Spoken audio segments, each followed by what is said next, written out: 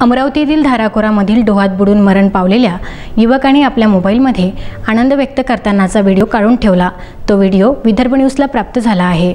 पावसाचा आनंद घेण्याकरिता अमरावती आणि बडनेरा शहरातील मित्रांनी दाराखोरा निसर्गरम्य वातावरणात जाण्याचा बेत आखला। त्यामध्ये अमरावती शहरातील दीपक मिश्रा, विनय कुशवाह, बडनेरा येथील आशिष कोटेच्यासह आणखी तिघे मित्र मध्य प्रदेशच्या सीमालगतच्या दाराखोरा धबधबाकडे गेले होते। सर्वांनी आधी आनंद व्यक्त करून दाराखोरा डोहात आंघोळ करण्याचा बेत आखला। त्यात 4 जणांनी पाण्यात उड्या घेऊन पाण्यात पोहत असताना त्यातील तिघांनी पुन्हा खोल पाण्यात उडी घेतली। बराच वेळ झाल्याने तिघेही पाण्याच्या वर आले नसल्याचे पाहून इतर मित्र घाबरले।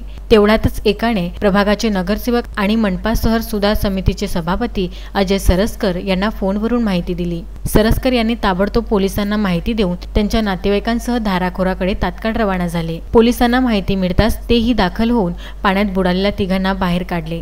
या दुर्घटनेमध्ये दीपक मिश्रा, विनय कुशवाह तर आशिष कोटेचा यांचा अंत झाला। या घटनामुळे मृतकांच्या नातेवाईकात शोककळा पसरली आहे। तिघांचा मृत्यू झाल्याने अमरावती शहरात एकच खळबळ उडाली आहे। दाराखोरामधील डोहात बुडून अमरावती बडनेरामधील तिघांचा मृत्यू झाला होता।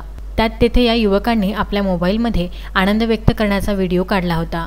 मात्र त्यांना माहिती नव्हती की काही वेळानंतरच आपला अंत होणार आहे। या मृत युवकाचे व्हिडिओ विदर्भ न्यूजला प्राप्त झाले आहे। आपले भावी आयुष्यही या युवकांना पाहता आले नाही। त्यांचे व्हिडिओ पाहून त्यांचे नातेवाईक आणि मित्रमंडळीमध्ये दुःख आवरता आले नाही।